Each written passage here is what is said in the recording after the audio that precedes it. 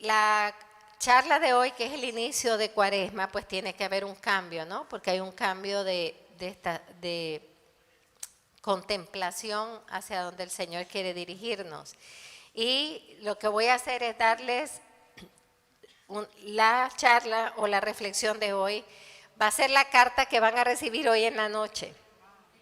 ¿Ok? La carta de Cuaresma la escribí el martes. El martes 1 de marzo es el día, para que sepan, porque casi nadie sabe.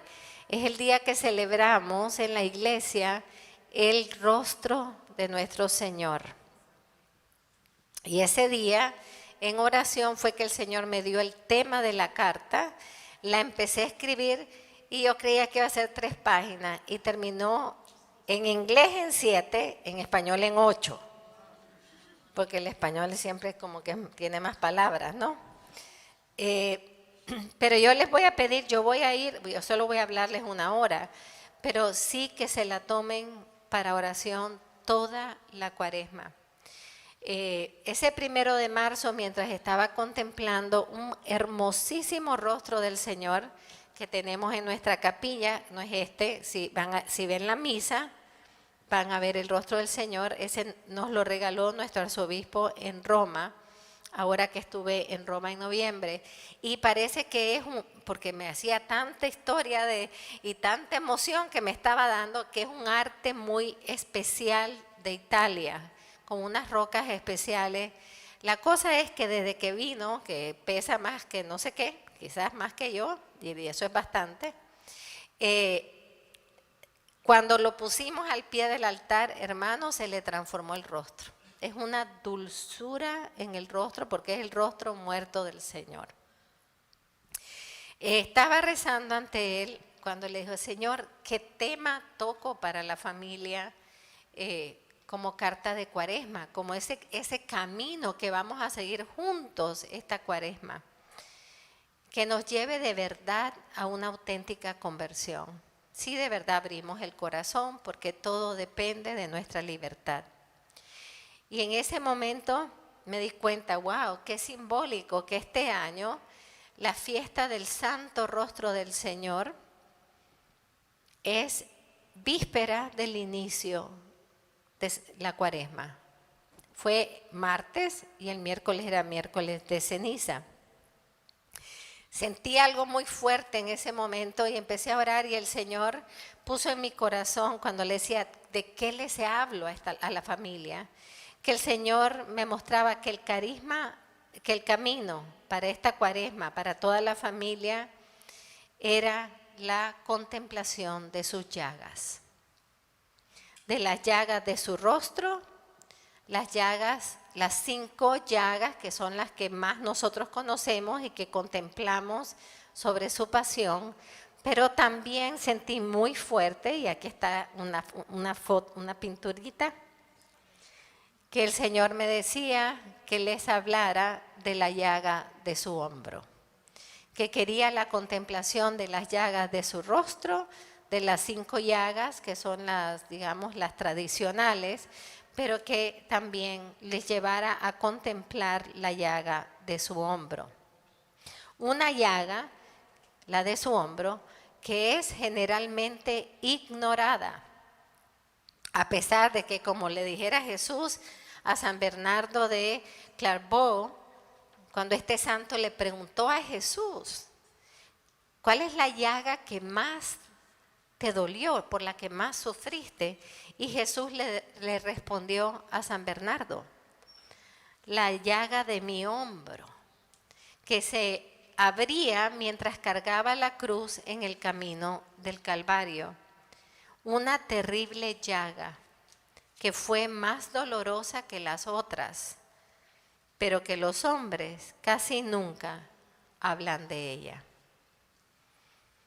Hermanos, verdaderamente no hay conversión y el Señor nos ha estado hablando de conversión. Y oye, ni se diga la Virgen. La Virgen lleva más de 200 años pidiéndonos conversión. A mí me impresiona en los primeros mensajes de la Virgen de Nuestra Señora Reina de la Paz, que dijo, yo he venido a pedirles conversión.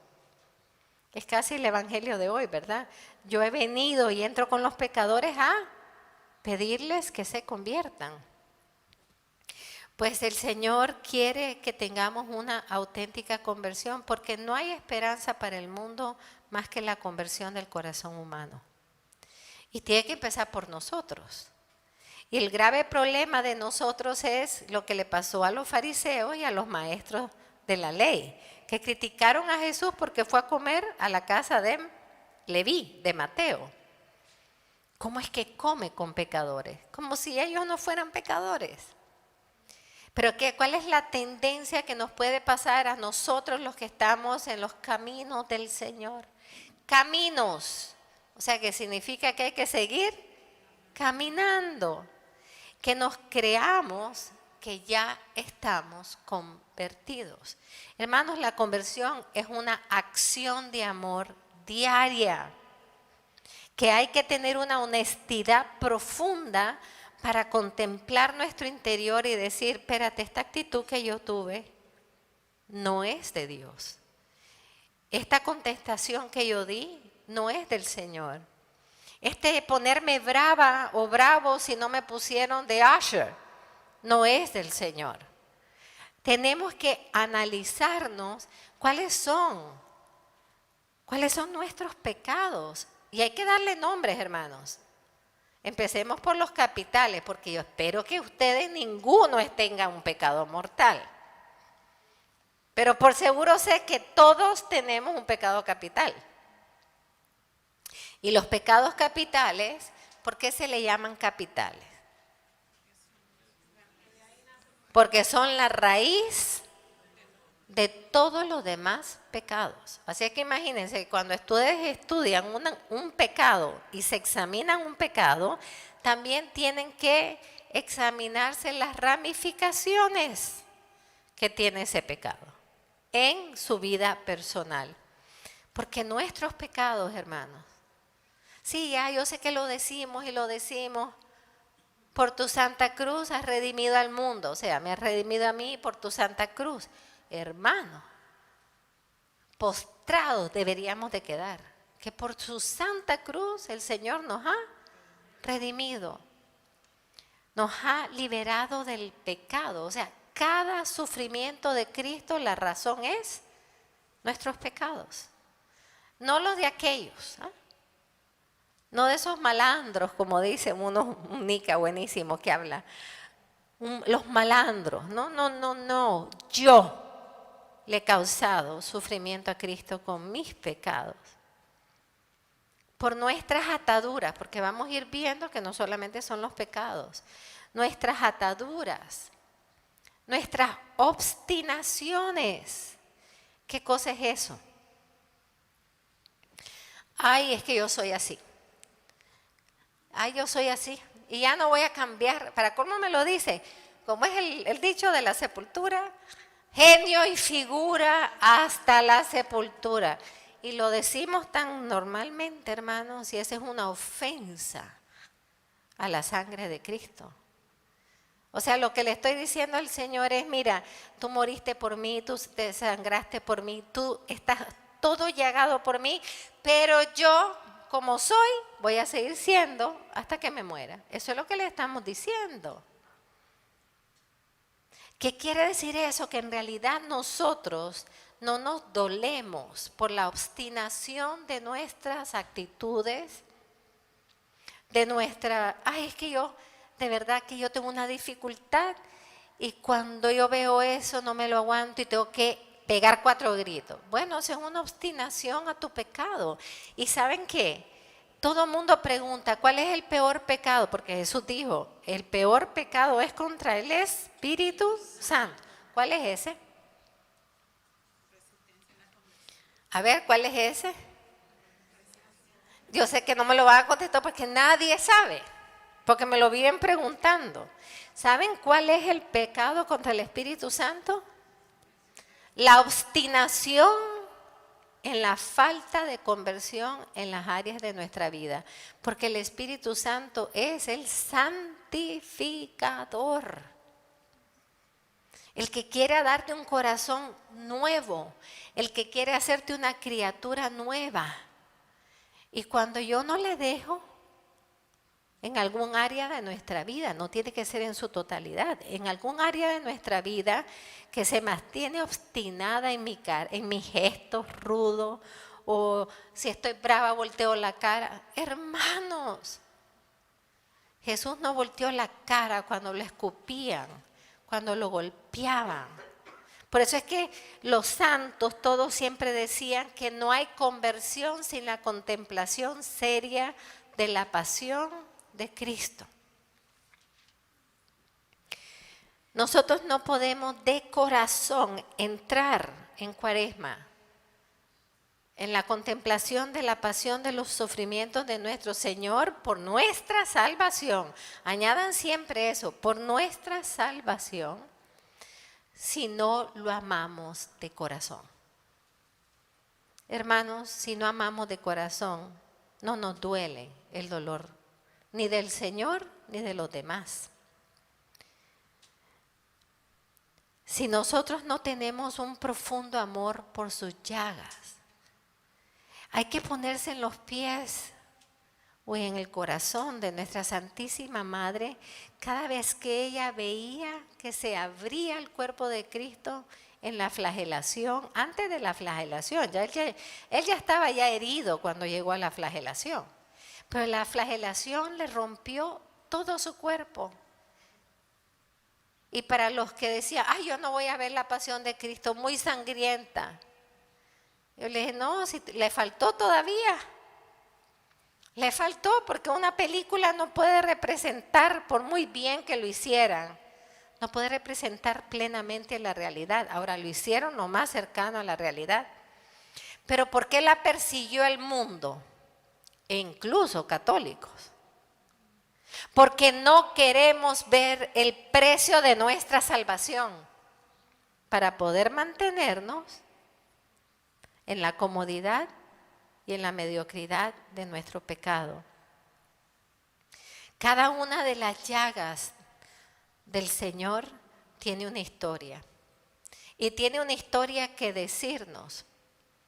Y quiero decirles algo porque ayer el Señor lo dijo para culminar el cenáculo y me pareció tan potente. Y se los doy a ustedes de tarea por si no estuvieron en el cenáculo. El Señor nos dijo ayer que se encontraran en una llaga y se pusieran a esa llaga su nombre. Esa llaga es por mí. Y que la contemplen. Porque esa llaga tiene mucho que decirte a ti. Tiene mucho que decirte de cuánto el Señor te ama, que se dispuso a cargar esa llaga, que es tu llaga. Pero Él la llevó sobre su cuerpo. Tiene mucho que hablarte del amor infinito de Jesús por nosotros, pero también tiene mucho que hablarnos sobre la necesidad de conversión que nosotros tenemos. Cada llaga es fruto de su elección libre de donar su vida y voluntariamente para salvarnos y para liberarnos de nuestros pecados. Cada llaga tiene un valor y un poder inmenso para sanarnos, hermano, para ir a las raíces de nuestra vida y sanarnos desde adentro, para salvarnos y liberarnos de nuestros pecados. Cada llaga es un exorcismo. Cada llaga libera. ¿Qué cosa es exorcizar? Es liberar. Libera nuestros pecados, transforma nuestro corazón, nos cambia. Y cada llaga es un refugio. ¿Qué oración rezamos nosotros generalmente después que comulgamos? Alma de Cristo, santifícame. Pero hay una parte que dice, en tus llagas, escóndeme. Ajá. Y esto fue escrito por un santo. En las llagas de Cristo nos podemos esconder. Pero hermanos, si nos escondemos en las llagas de Cristo, ¿de qué nos vamos a llenar? De su preciosísima sangre. Y en ese momento somos exorcizados, liberados de todas nuestras ataduras, de todos los pecados de nuestra alma, de nuestros corazones, mentes, voluntades, de nuestro carácter. Hermanos, ¿saben que no hay más antitestimonio en este mundo que cristianos con mal carácter? Ajá. Es que hoy amanecí de mal humor. Yo les cuento que yo podría amanecer de mal humor todos los días de mi vida, porque desde que abro los ojos tengo 900 malas noticias. Ya no me dan ganas de abrir los ojos. El mal humor no es tu esencia, es tu opción. Es la opción de tu voluntad, como el buen humor y la delicadeza y la ternura. Y tratar a los demás bien es mi opción libre. Nuestras palabras. Ese ya es una charla, ese es un curso, hablar de las palabras. Porque empecemos porque todas las palabras no significan lo que son. Como vimos la palabra del Señor, ¿verdad? Dios es misericordia. Todo el mundo le encanta la misericordia de Dios y nadie le entiende. La misericordia de Dios fue bajar del cielo a venir a buscarnos a nosotros pecadores, donar su vida por nosotros pecadores para liberarnos y regresarnos al Padre. Ya no somos hijos pródigos, sino hijos encontrados y devueltos al Padre. Eso es misericordia. Ustedes ven en algún momento en el Evangelio que el Señor se encuentra con un pecador y le dice: está bien, mijito, yo te comprendo, son heridas del pasado. En algún momento lo encuentra, porque por favor dígame. ¿Qué dice el Señor?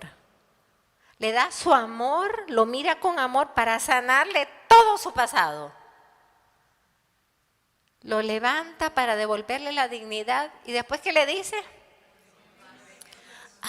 Lo que el mundo no está diciendo. No peques más.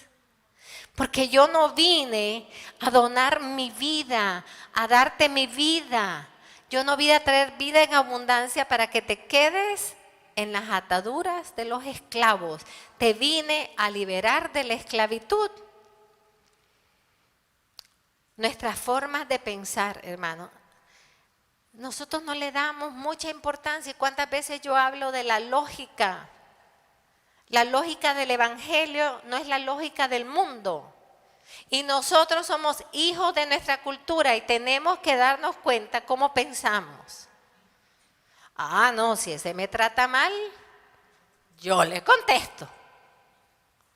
¿Qué dice el Evangelio? Pon la otra mejilla, que no es, a ver, sigue tratándome mal, por favor, sigue tratándome mal. No, tampoco el Señor no nos llama a ser bobos. Lo que el Señor dijo con eso fue que no le devuelvas a él o a ella lo mismo que te está haciendo. No es que te sigas poniendo para que te lo siga haciendo. Consolar las llagas de Cristo. Vamos a empezar por consolar las llagas del rostro de Cristo. Por eso mandé a pedir por lo menos porque el otro es muy pesado. Isaías nos dice, y Isaías 53 es importante leer y releer en Cuaresma, porque estaba profetizada en detalle la pasión de nuestro Señor. Pero hay una frasecita que todos no la sabemos bien. Por sus llagas hemos sido sanados. ¿Cómo fue otra vez? Repítamela. Por sus llagas hemos sido sanados. Y entonces, ¿por qué no estamos sanos? ¿Por qué seguimos yendo a retiros de sanación? Porque no me sano. Si por sus llagas hemos sido sanados. Lo único que necesitamos para sanarnos es contemplar sus llagas, no las mías. las de Él.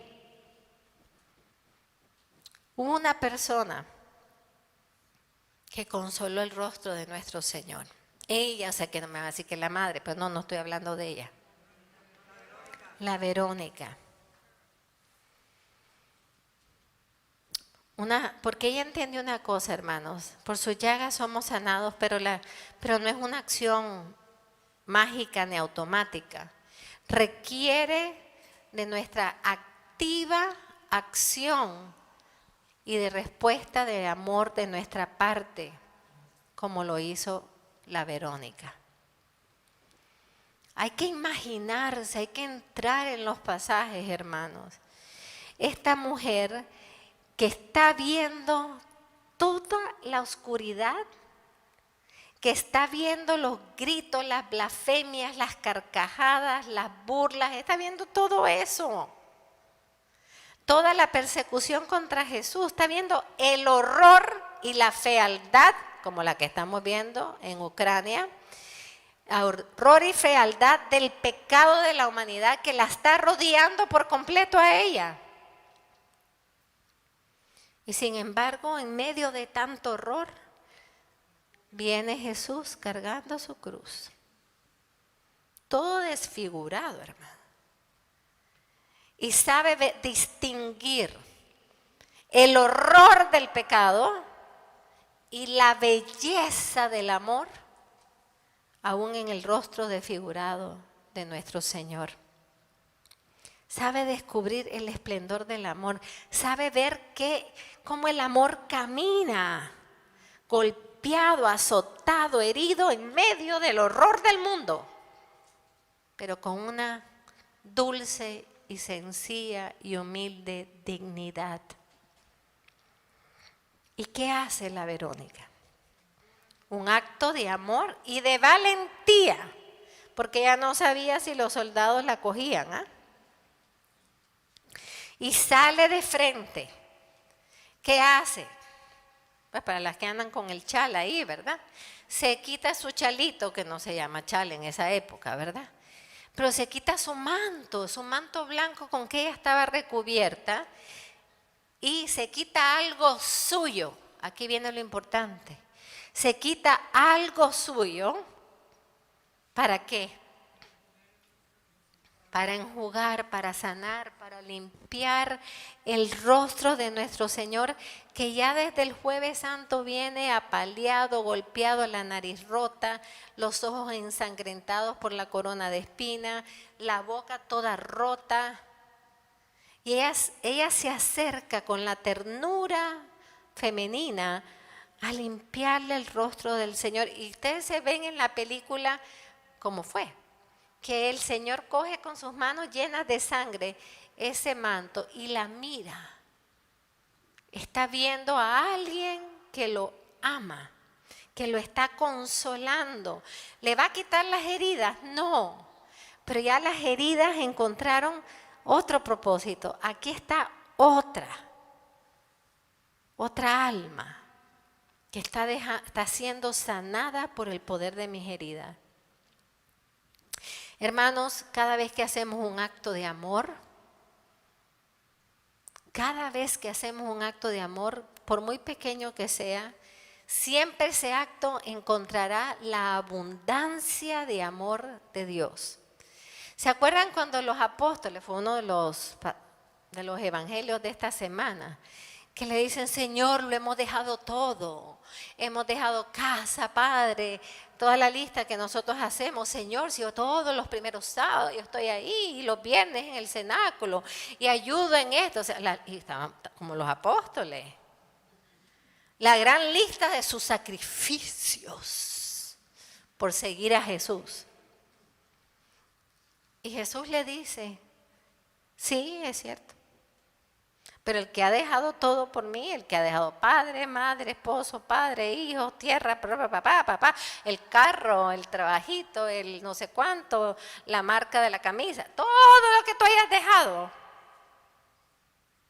yo te voy a dar el 100 por 1. 100 por uno. Pues hermanos, fíjense que la Verónica se lanza por amor a limpiar el rostro del Señor, y un acto de amor siempre recibirá el 100 por uno. ¿Y cuál fue el 100 por uno de la Verónica? Cuando el Señor se limpia, y ella le limpia, y después el Señor sigue y ella ve el manto. ¿Y qué ve en el manto? Que Jesús le grabó su rostro. Hermano, qué envidia. La Verónica tiene una reliquia.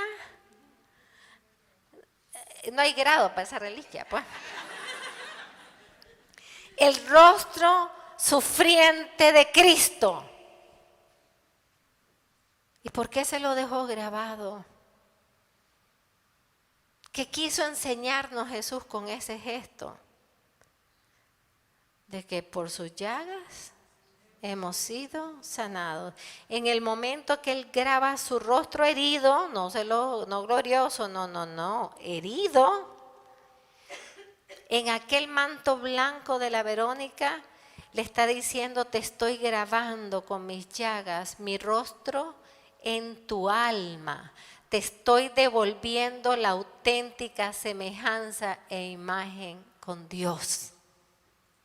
Porque yo he asumido la deformidad del pecado en la imagen de sus almas, pues yo se las estoy devolviendo. El alma de Verónica estaba representada en ese manto. Las llagas de Cristo le habían limpiado, le habían purificado y sanado todas las heridas de cualquier pecado que ella haya poseído en su corazón. Nosotros no sabemos la vida de la Verónica. El amor siempre triunfa, y siempre triunfa sobre el pecado. El verdadero amor triunfa sobre nuestros pecados personales. Pero atención, para los que creen: ay, si nadie me ve. Ay, te ve Dios, mijita. Mi mamá, ella se reía aquí cuando yo lo decía, ahora se debe reír en el cielo. Porque desde que nacimos, bueno, mis hermanas saben, y nos reímos siempre, que decía: mira que te mira Dios, hasta con tonito, cantadito así. Mira que te está mirando, mira que te has de morir, y mira que no sabes cuánto. Mire cuánto lo oímos, que todavía me acuerdo, fíjense. Pero qué verdad más cierta nos estaba enseñando mi mamá. Que yo me acuerdo que chiquita yo me metía a bañar y yo decía: y me está viendo Dios. ¿Eh? Porque yo estaba tan convencida que me está viendo. Hermanos, nuestros pecados nunca son personales. Sí, es una opción personal cometerlos, tenerlos. Dejarlos ahí en la hamaquita cómoda de mi vida. Pero esos pecados siempre serán sociales. O sea, todo lo que en ti y en mí no es plenamente gracia, le hace un daño a los demás. Hasta prácticamente. El contestón, ¿a quién le contesta? A alguien, ¿no? Se la pasa llevando. El infiel, ¿a quién hace daño? O la infiel, porque ahora todo el mundo está igual. ¿A quién le hace daño? Al cónyuge. Y de paso a los hijos. Entonces esos hijos ya quedan dañados y se los pasan a... El primer problema que tenemos: los jóvenes no quieren comprometerse con nada ni con nadie. ¿Por qué? Porque les hemos dado mal ejemplo de falta de fidelidad y compromiso. ¿Qué debemos hacer nosotros para ser Verónica en esta Cuaresma? ¿Qué debemos hacer para aliviar el rostro de nuestro Señor en esta Cuaresma? Porque hay que hacerlo de forma concreta. No las quiero aquí llorando, con trapitos, pasándoselo al rostro de madera. No, ese no siente nada. Eso es para recordarles un poquito. ¿Cómo vamos a reparar las llagas del Señor de una forma completa? Hermanos, la única manera de reparar las llagas del rostro de Cristo es viviendo en la virtud. Y para los que están oyendo mi programa, ya llevo 3, me faltan 49. No, 51, porque son 54. La virtud, y la virtud, ¿saben por qué es importantísima para reparar el rostro del Señor? Porque un alma virtuosa, un corazón virtuoso se revela ¿dónde? En el rostro. El humilde se le nota en el rostro. El prepotente se le nota en el rostro. El orgulloso y malcriado, ¿dónde se le nota? Aunque esté calladito. Uy, mejor ni me acerco porque se le nota. Hermanos, había una canción de Sandro, se te nota, ¿verdad? Había. Y eso yo lo sé por mis hermanas.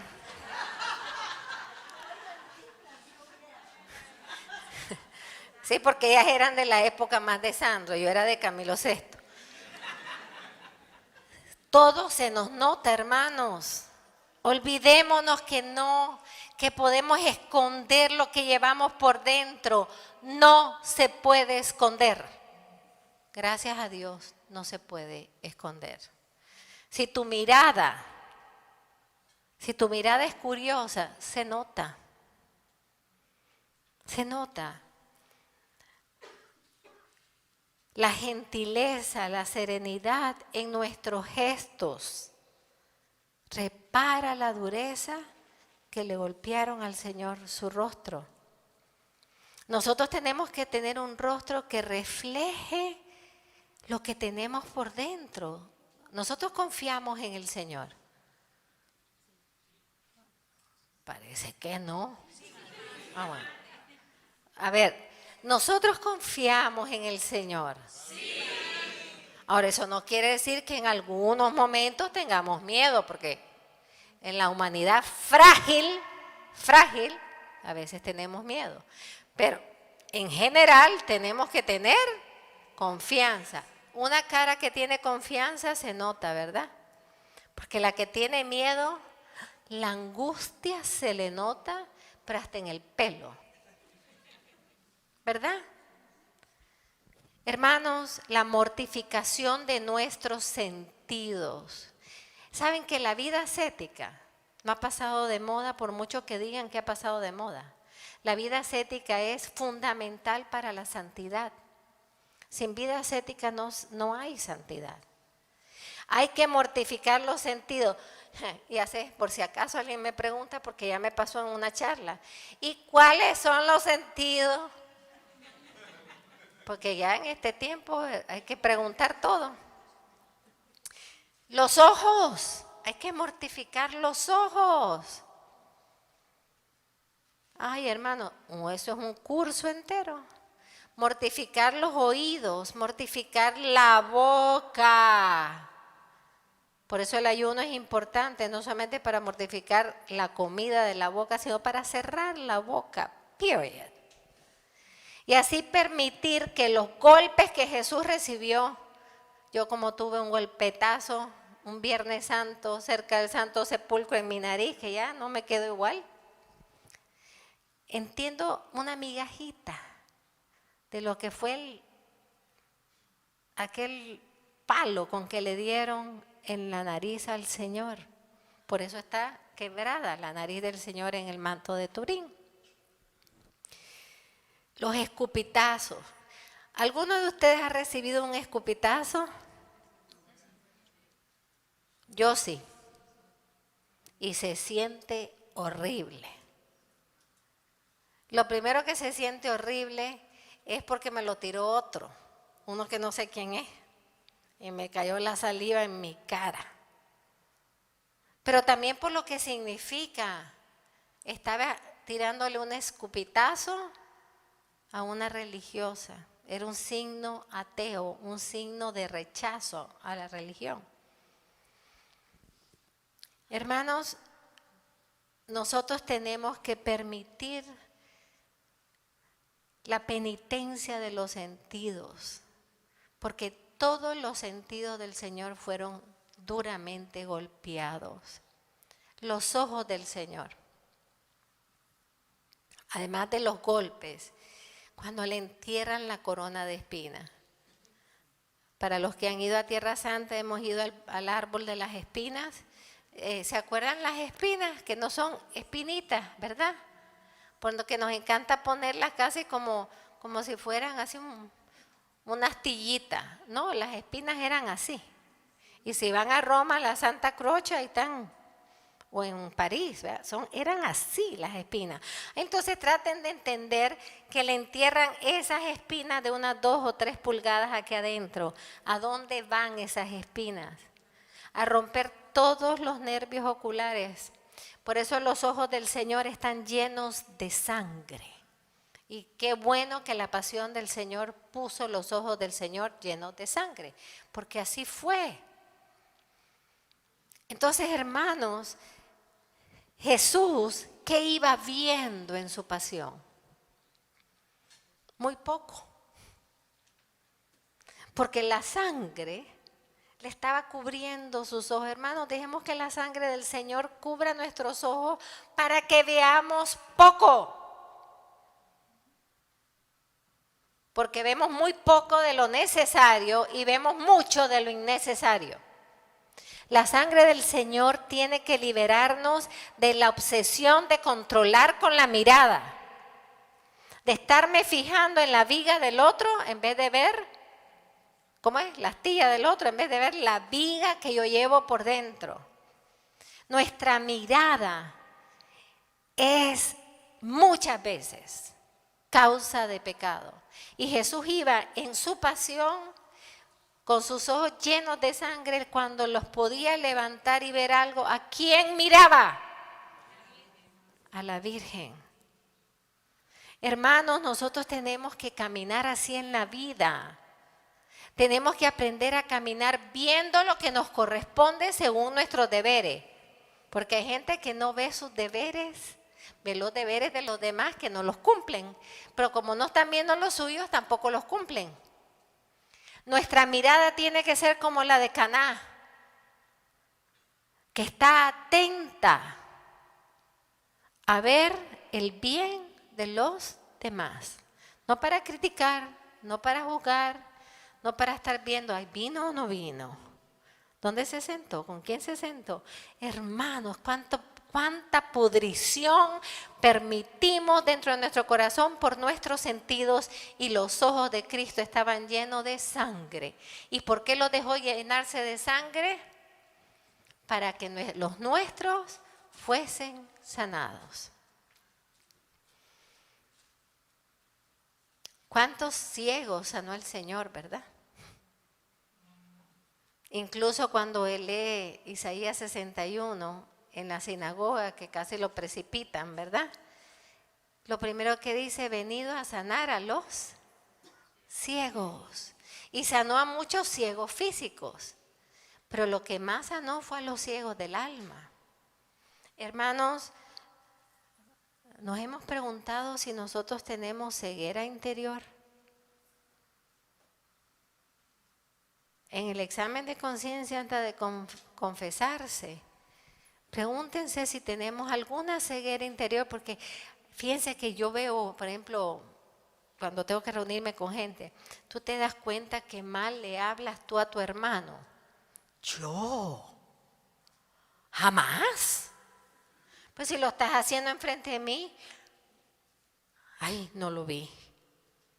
Ah, entonces eres ciego, eres ciega.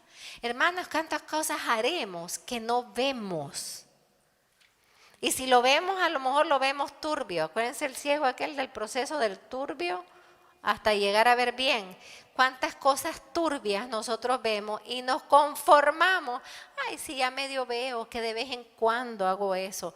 No, hermanos, tenemos que permitir que la sangre de Cristo nos haga vernos tal cual somos. Lo bello y lo no tan bello, para convertirlo.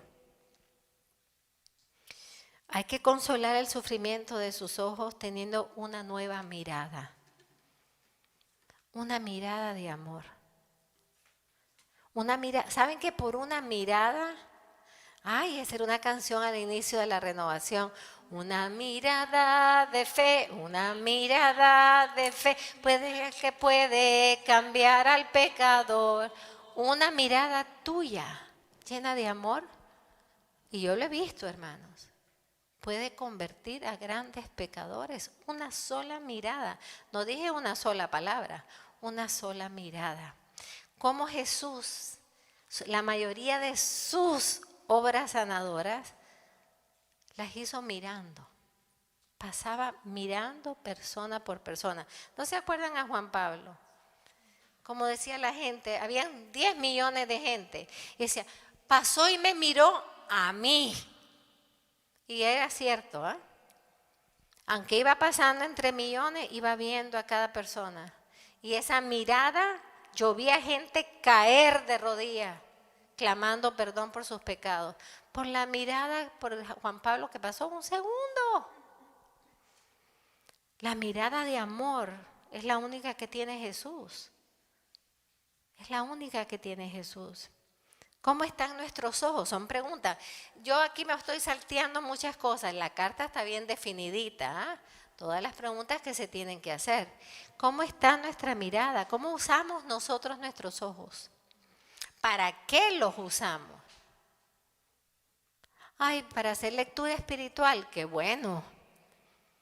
O para estar oyendo todos los chismes que salieron en YouTube. Hay que preguntarnos, hermanos. Yo no tengo nada en YouTube, si yo estoy en YouTube. Pero oigan entonces los programas. No solo los míos, de cualquiera que nos edifique el alma. Pero no perdamos el tiempo. ¿Y si un día nos quedamos ciegos? ¿Y si un día algo pasa y nos quedamos ciegos? ¿Cuánto vamos a preguntarnos, Señor? ¿Cuánto desperdicié? La capacidad, el don de mirar.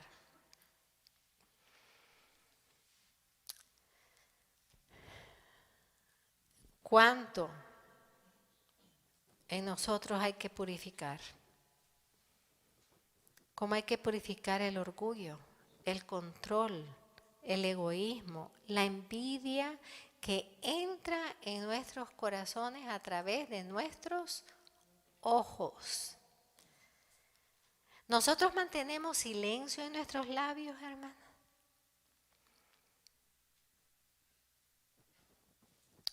A veces hablamos mucho más con los gestos que tenemos en la cara que con nuestras palabras. Y lo peor es que creemos que los gestos nadie los ve.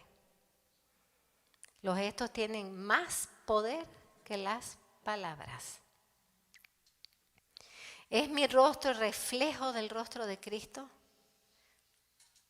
Ese es el llamado que tenemos los cristianos, reflejarle al mundo el rostro verdadero de Cristo. Nosotros por carisma estamos llamados a hacer imagen de nuestra madre. ¿Es nuestro rostro reflejo del rostro de nuestra madre? ¿Es nuestro rostro siendo transformado en belleza? ¿Saben qué? Que en Dios hasta el feo es bello. ¿No les ha pasado?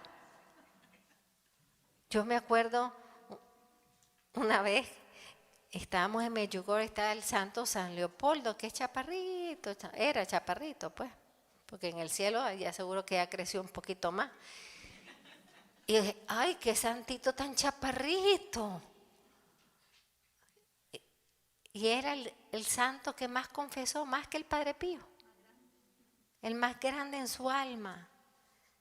Y nadie miraba que se tenían que agachar para confesarse, sino la grandeza de esa alma que se donó y murió liberando almas.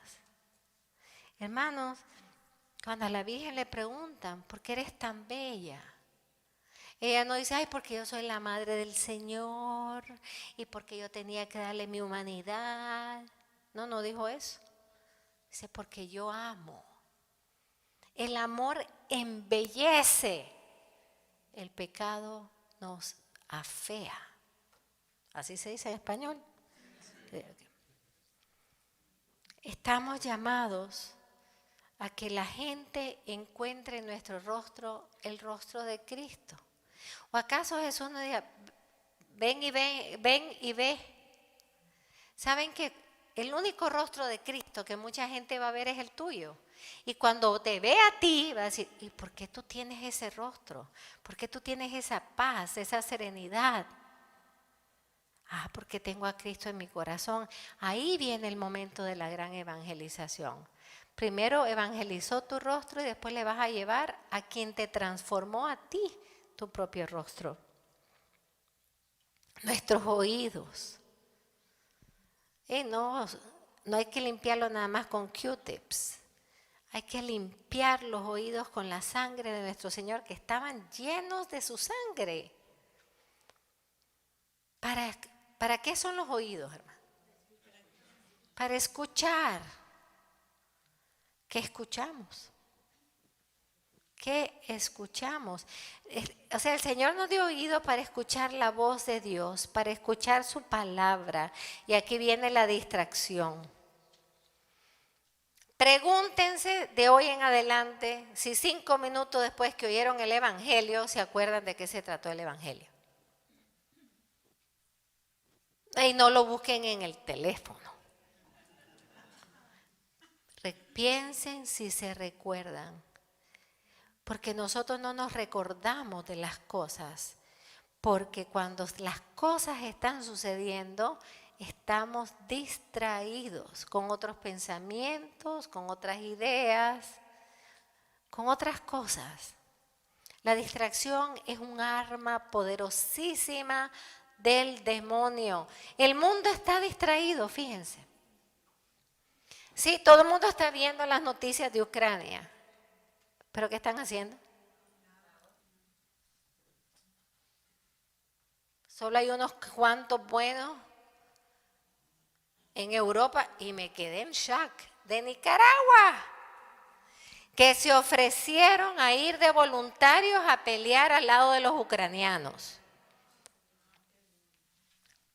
¿Pero qué está haciendo el mundo ante una amenaza mundial? No lo provoquemos. Pero si él ya nos provocó. Y si le da la gana, provocado o no provocado, va a apretar el botón de la nuclear y nos vamos todos. Hermanos, ¿dónde está el mundo? ¿Dónde estamos nosotros? Porque nosotros somos los que tenemos que despertar la conciencia del mundo. Creo que fue en mi previo Facebook, el primero, porque estaba escribiendo una charla que iba para North Carolina, como a las 2:30 de la mañana cuando sale una noticia así en mi computadora, invasión a toda escala. Yo creo que fui de las primeras que me di cuenta. Invasión a toda escala, y me va dando aquella indignación de Cristo, y me fue a coger, para sacar la indignación, escribo en el Facebook. Pero ese día, el mismo día de la invasión, Colombia aprobó el aborto a los 6 meses. Porque es el derecho de la madre matar al niño. Ese mismo día, Francia le quitó los derechos a los padres de poder hablarle a sus hijos menores de edad cuando tienen crisis de transexuales, pues. Entonces, fíjense, y el otro está diciendo que es un derecho suyo entrar en Ucrania. Entonces yo dije, espérate, aquí tenemos un revoltillo de derechos. El otro tiene derecho para invadir un país. Colombia, la madre tiene derecho para matar al hijo.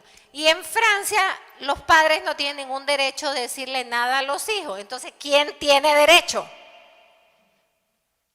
O sea, el derecho es lo que a mí me da la gana de hacer. Eso no es derecho, hermano. No es derecho. Los derechos son 10. Apréndanselo. Yo se los dije creo que la vez pasada. Google it, los derechos humanos. Y van a darse cuenta que todos son violados todo el tiempo. Y estamos en la época de los derechos. Pero ¿saben qué pasa? Que el oído se está acostumbrando a oír mentiras. El nuevo normal. ¿Cómo que nuevo normal? Normal solo hay uno, o normal o anormal. Entonces, no hay nuevo normal.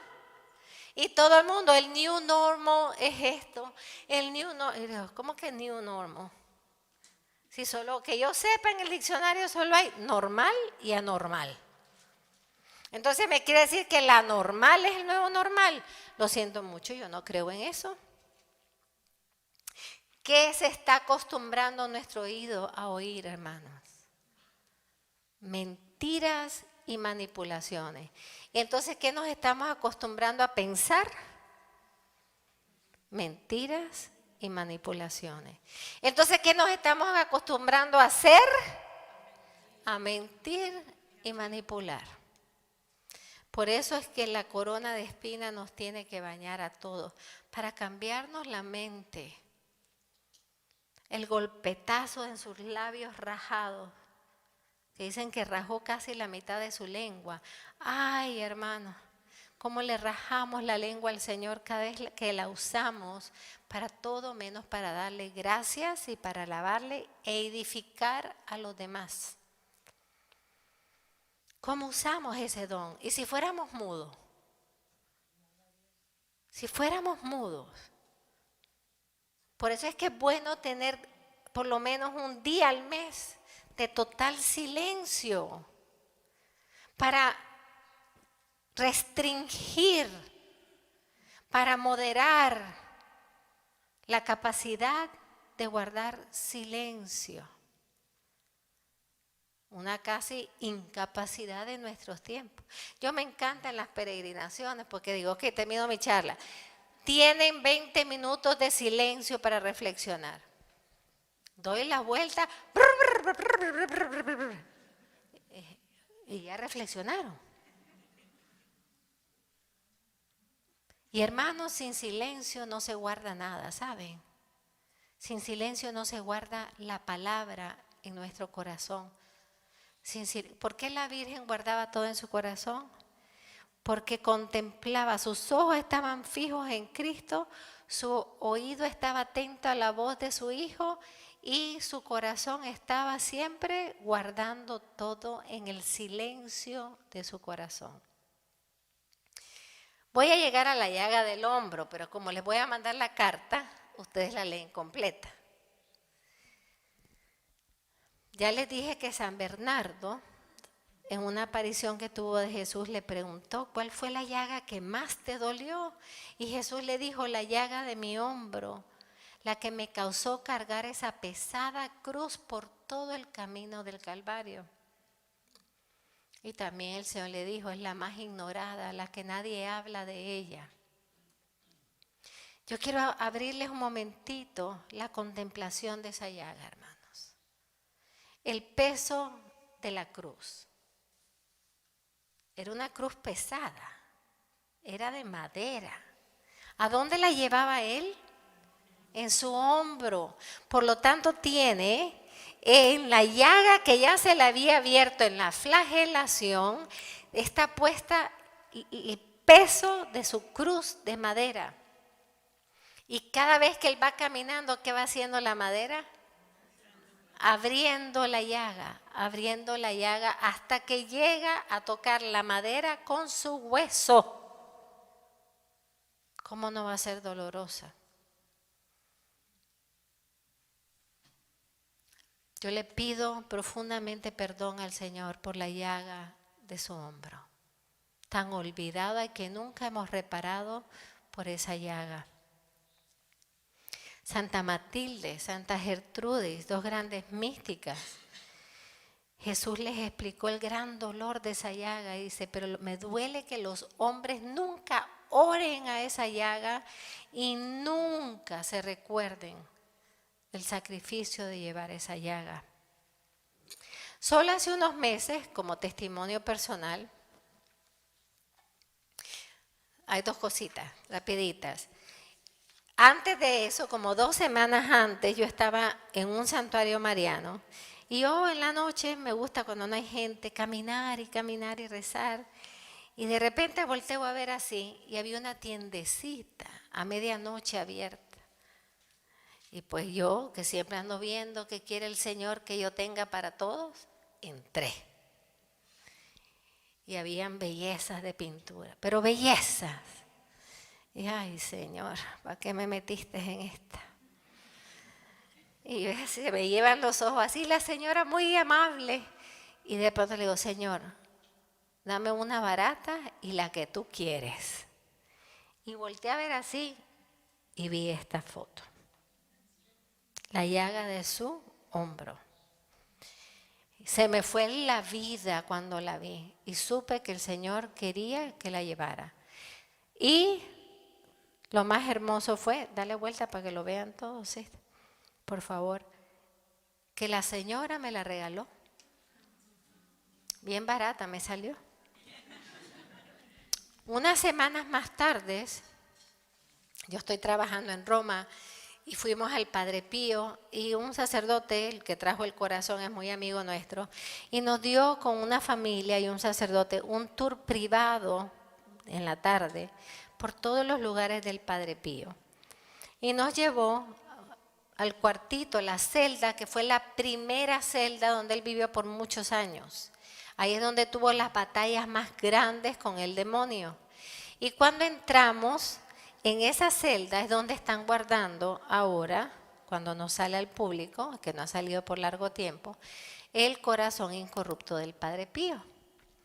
Imagínense, no, yo ahí ya no había ni qué tocar, toqué todo, solo me faltó acostarme yo en la cama, pero todo lo toqué y veo el corazón, estamos rezando frente al corazón, cuando volteo a ver hacia arriba y tienen como, no maniquí, pero como esas cosas de hierro que cuelgan camisa. Y veo que está un undershirt, esas camisetas de abajo, ¿no? Pero que tiene todo el hombro lleno de sangre, sangre seca, lógicamente. Y le pregunto al padre, Padre, ¿y el Padre Pío tenía la llaga del hombro? Y el padre me contesta esto. El Padre Pío nunca habló de esta llaga. Posiblemente el Señor le dijo, esta es la llaga más ignorada. Él quiso que fuera ignorada en su propia vida. Me dice, la llevó y lo supimos que la llevó por los 50 años mientras él tenía las 5 llagas visibles. Esto solo lo supimos unos días antes de su muerte. Unos días antes de morir, el Padre Pío le confió al hermano, al hermano Modestino Fusci, que era uno de sus hermanos del monasterio, que sus grandes dolores ocurrían cuando él se quitaba la camiseta. En ese momento Fusci creía que se le hablaba de la llaga del costado. Cuando más tarde se le asigna ser el que recoja y haga el inventario de todas las cosas del Padre Pío, pues encuentra un montón de camisetas escondidas con la sangre del hombro.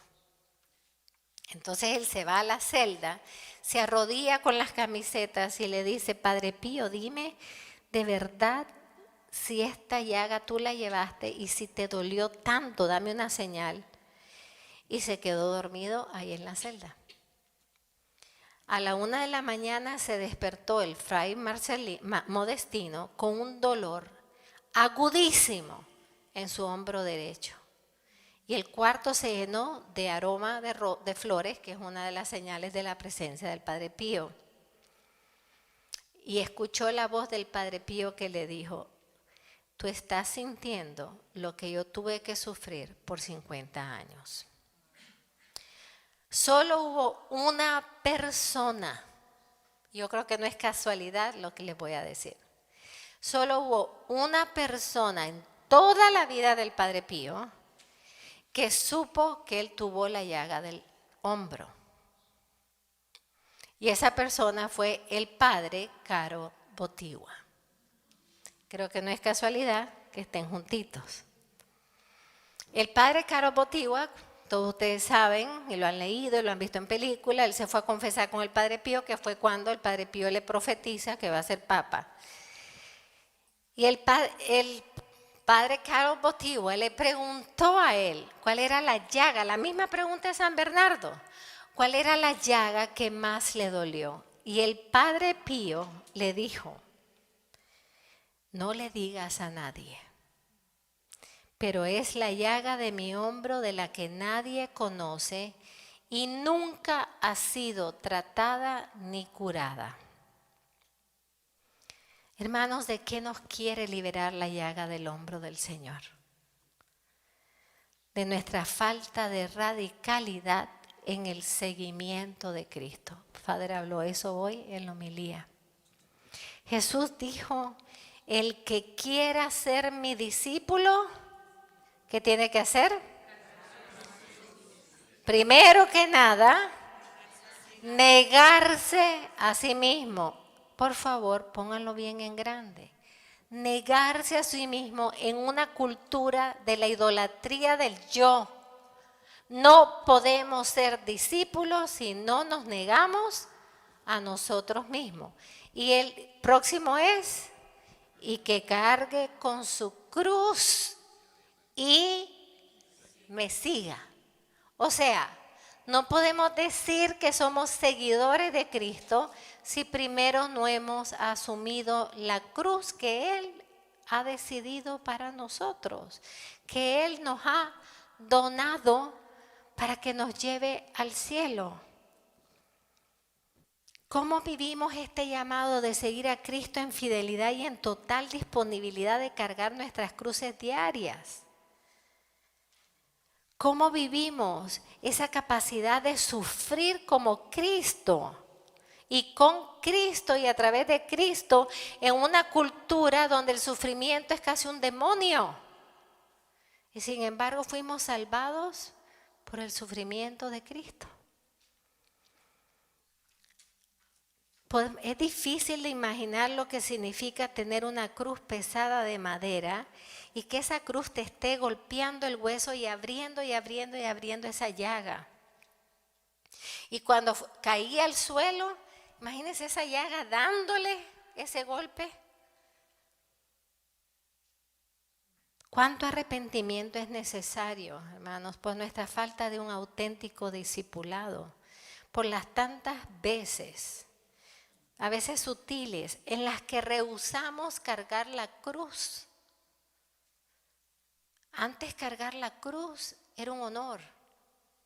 Ahora cargar la cruz hay que evitarlo, cueste lo que cueste. ¿Por qué?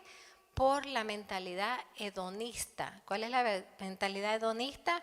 El placer sobre todas las cosas. Y ya sabemos que eso llega a la perdición.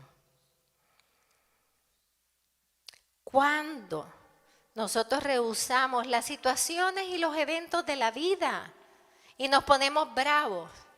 Pero ¿quién ha dicho que la vida es un jardín de rosas? Eso era en el paraíso, hermano. Y lo renunciamos por el pecado. Aquí nosotros tenemos que aprender no solamente a vivir, hay que aprender a sufrir. Y lo que no está viendo en nuestros tiempos es una escuela auténtica de sufrimiento cristiano. ¿Cómo sufren los cristianos? Pues los ucranianos nos están dando mucha lección, ¿eh? Mucha lección.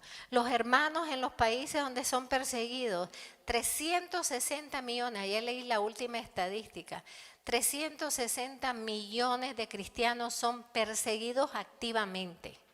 Porque nosotros somos, pero poquitito. Activamente. ¿Qué quiere decir? Amenazados de muerte. ¿Cuánto tenemos que arrepentirnos de quejarnos por cualquier cosa, hermanos? De rehusar las dificultades. Y cuando hay dificultades, ¿qué hacemos? La cara más larga que la pared. Para que todo el mundo se dé cuenta que yo estoy molesta por la cruz que cargo. ¿Ese fue el rostro del Señor? ¿Ese fue el rostro de la Virgen? ¿Cuántas veces queremos que otros carguen nuestras cruces? Eso se llama irresponsabilidad. Cada vez que yo soy irresponsable, alguien más carga mis cruces y mis cargas y mis responsabilidades. ¿Cuántas veces quiero que todo el mundo me ayude? Quiero 20 cirineos. Cuando el Señor, cuando le pusieron un cirineo, ¿qué hizo? Porque si hubiera sido, yo camino así. No, la cargó de todas maneras, pero atrás. La cargó atrás. Nunca se separó de su cruz, porque el cristiano no abandona la cruz. Hermanos, y qué fácil le llamamos cruz a cualquier dificultad. Yo tengo un problema con eso. Me tengo que estar confesando todo el tiempo por eso. Yo tengo un problema con la gente. Ay, madre, esta cruz, especialmente cuando son hombres.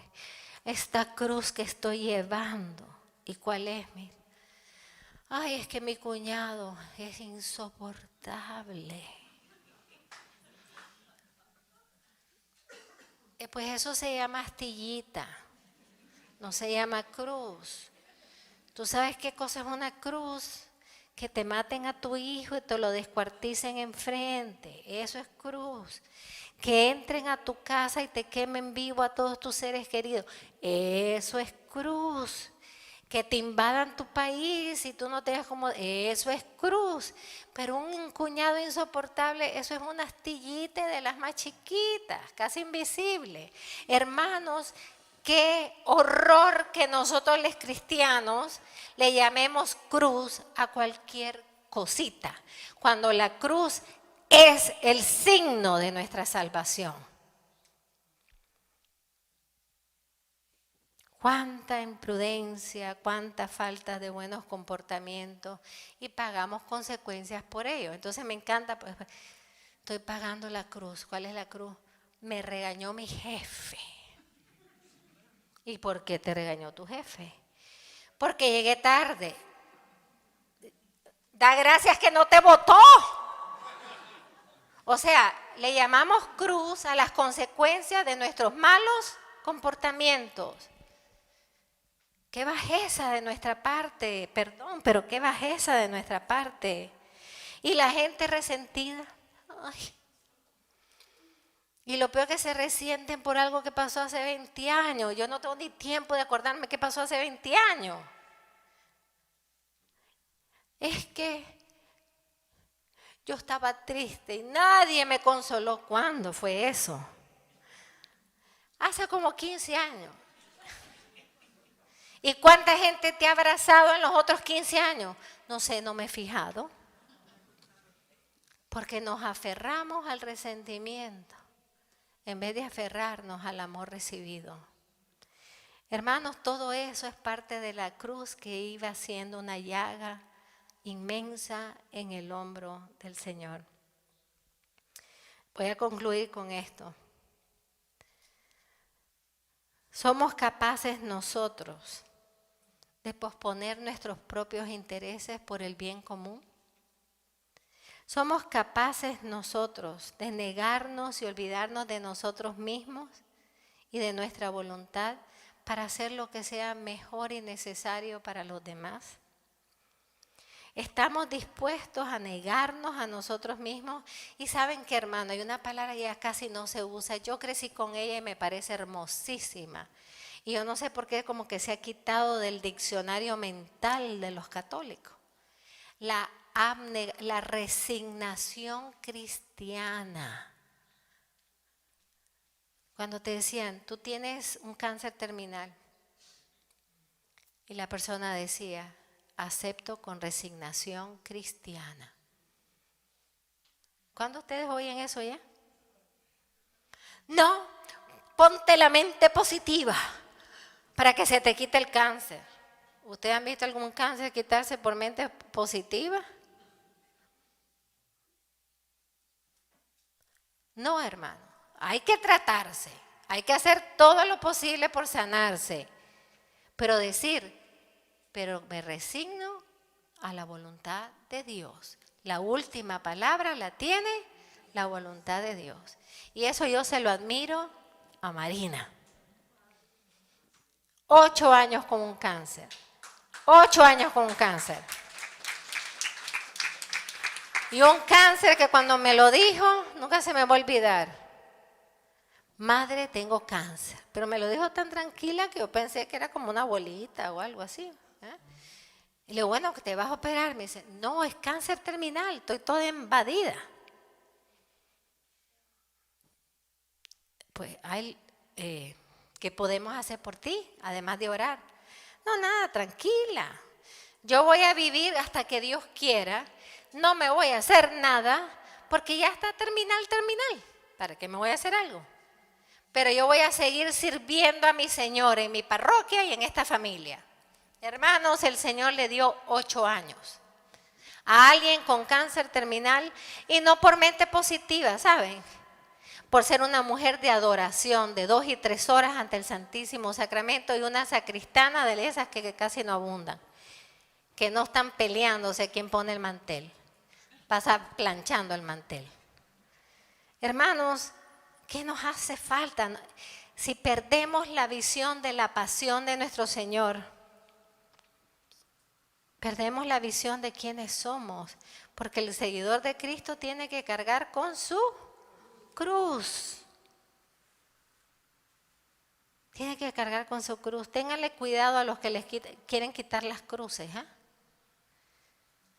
Entre nosotros, los católicos. Ay, esa cruz está muy grande. Debería ser gigante. Porque además, por muy grande, como que no nos entra, ¿verdad? Hermanos, la sagrada llaga del hombro del Señor la cargó en silencio. Nadie se estaba dando cuenta de esa llaga. Esa llaga representa todas las cruces nuestras. El peso de todas nuestras cruces verdaderas, no de las astillas, ¿eh? De todas las cruces verdaderas estaban en esa cruz. Y fue esa cruz la que le rasgó su hombro. ¡Qué dolor! No hay dolores más agudísimos que los de los hombros. El Señor nos reta con la llaga del hombro a la fidelidad, a la fortaleza para cargar la cruz. En español no lo sé decir, guandengue, pero en una cultura wimpy, ay, por todo lloro, todo es el fin del mundo, todo es un issue. Hermanos, ¿quiénes son los apóstoles del Señor? ¿Quiénes son los cristianos que se levantan y cargan su cruz? Por eso el demonio ha avanzado tanto. Es nuestra culpa. Porque nosotros no hemos tomado, no hemos hecho resistencia. Eso que está pasando en Ucrania es una gran lección, ¿saben? Porque ese pueblo sin armas, sin nada, un pueblecito miniatura, le está haciendo resistencia a un monstruo y se la está haciendo. Pues el Señor nos está diciendo a nosotros, ¿qué pasa con ustedes que son mi pueblo, pequeño pero mío? Levántense y hagan resistencia contra el mal. Pero para hacer resistencia hay que ser valientes, ¿eh? Hay que tener fortaleza y hay que decir, Señor, yo no abandono tu cruz, pese lo que pese, porque por su cruz hemos sido salvados. Que el Señor les bendiga.